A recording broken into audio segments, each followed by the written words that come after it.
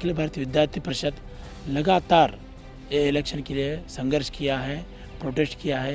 Administration को बैठा के उनके हैंड रिटन लिखवाया कि इलेक्शन हो। जेएनयू में पर्टिकुलरली जैसा जो डेमोक्रेसी है वो डेमोक्रेसी को बचा के रखना हमारा जिम्मेदारी मान के ये इलेक्शन इलेक्शन करवाने के हेतु लगातार संघर्ष किए हैं और उसी का परिणाम है कि आज जेएनयू में जेएनयू इलेक्शन हो रहा है। इस कैंपस के तमाम छात्र इस बात के लिए तैयार हैं, जो लगातार छलावा इस कैंपस के छात्रों के साथ हुआ है, जहां रिसर्च में इतना कट हो रहा है, फंड कट हो रहा है। हमारी लाइब्रेरी में 80% का फंड कट हुआ। इलेक्शन नहीं होता है तो छात्रों के मुद्दे सामने नहीं आते।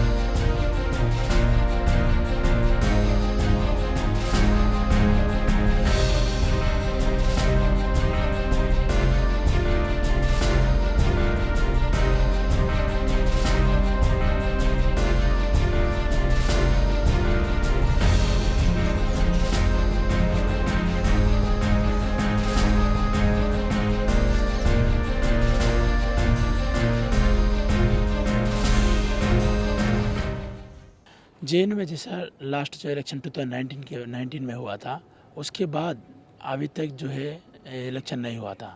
एबीवीपी अखिल भारतीय विद्यार्थी परिषद लगातार ये इलेक्शन के लिए संघर्ष किया है, प्रोटेस्ट किया है। एडमिनिस्ट्रेशन को बैठा के उनके हैंड रिटन लिखवाया कि इलेक्शन हो। तो ये जो एबीवीपी का संघर्ष इसीलिए था क्योंकि जेएनयू में एक डेमोक्रेटिक कंट्री में रहते हुए जेएनयू में एक डेमोक्रेसी को बचाने का जो है हर एक नागरिक का जिम्मेदार है। अखिल भारतीय विद्यार्थी परिषद का नारा है, जो आज का स्टूडेंट है वो कल का नागरिक नहीं है, वो आज का नागरिक है। तो देश में जेएनयू में पर्टिकुलरली जैसा जो डेमोक्रेसी है वो डेमोक्रेसी को बचा के रखना हमारा जिम्मेदारी मान के ये इलेक्शन इलेक्शन करवाने के हेतु लगातार संघर्ष किए हैं और उसी का परिणाम है कि आज जेएनयू में जेएनयू इलेक्शन हो रहा है। काफ़ी इम्पोर्टेंट इसको लेकर आप लोगों जो स्टूडेंट्स हैं उनके बीच में जा रहे हैं और वोट की अपील कर रहे हैं। जेएनयू में बहुत सारे इश्यूज हैं क्योंकि जैसा जो लेफ्ट यूनिटी के माध्यम से जो पिछला जेएनयू आया था, एक जो कम्युनिस्ट जो है एक कैंपस को एक पॉलिटिकल प्लेटफॉर्म जैसे यूज़ करके एंटी नेशनल एक्टिविटीज़ करने के अलावा और एक पॉलिटिकल प्लेटफॉर्म बना के चुनाव लड़ने के अपना क्षेत्र में जाके वेस्ट बंगाल में जाके चुनाव लड़ने के अलावा कैंपस में कोई कंस्ट्रक्टिव डेवलपमेंट एक्टिविटी नहीं किया है। ये कैंपस में आज जो है सिक्योरिटी इश्यूज़ है, हॉस्टल में रहने का जो हॉस्टल फैसिलिटीज़ का इश्यूज़ है, हाँ पढ़ने का जो लाइब्रेरी का इश्यूज़, रीडिंग रूम्स का इश्यूज़, ऐसे फेलोशिप का इश्यूज़, ऐसे लगातार बहुत अनेक इश्यूज़ हैं।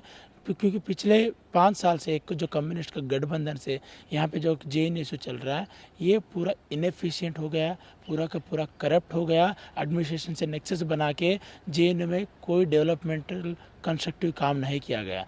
तो ये चुनाव ये चुनाव है जेएनयू का इतिहास बदलेगा। जेएनयू का जो स्टूडेंट्स है हाँ उनका पूरा जो प्रॉब्लम्स को जो इश्यूज़ को रिजॉल्व करने के लिए एक मौका है।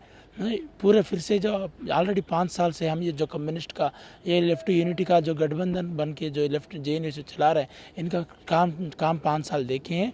इस बार जेएनयू का स्टूडेंट्स, जेएनयू का हर एक कॉमन स्टूडेंट जो है, हर एक स्टूडेंट जो है चाहता है कि बदलाव आए कैंपस में, चाहते कि एबीवीपी आए कैंपस में। वो पुराना जैसे एबीवीपी जब आया कैंपस में, जब 1996 में जब एबीवीपी आया तो कैंपस में रोड्स लेके आया था। 2000 में जब एबीवीपी आया तो कैंपस में जो है रेलवे रिजर्वेशन काउंटर लेके आया, जीएस कैश लेके आया। 2016 में जॉइंट सेक्रेटरी एक जीता एबीवीपी तरफ से, तो कैंपस में ई रिक्शा चालू हो गया और शटल बसेस का with in campus bus services शुरू हो गया। आज जो चंद्रभागा हॉस्टल के आगे जो खड़ा हुआ है बाराक हॉस्टल भी अखिल भारतीय विद्यार्थी परिषद के संघर्ष के की वजह से आया है कैंपस में। तो पूरा कैंपस आज बदलाव चाहता है, अखिल भारतीय विद्यार्थी परिषद को जेएनयू के रूप में चाहता है।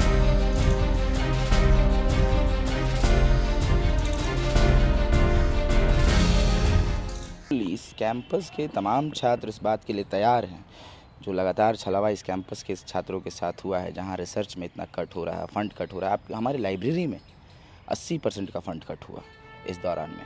महिलाओं की संख्या दिन ब दिन घटती जा रही है। तो आप देख रहे हैं, और कोविड के समय, जब कोविड था उसके बाद जब सारे बाज़ार खुल चुके थे, लाजपत नगर, नेहरू पैलेस, जितने कमर्शियल मार्केट थे सारे खुल चुके थे, लेकिन कैंपस नहीं खोला जा रहा था।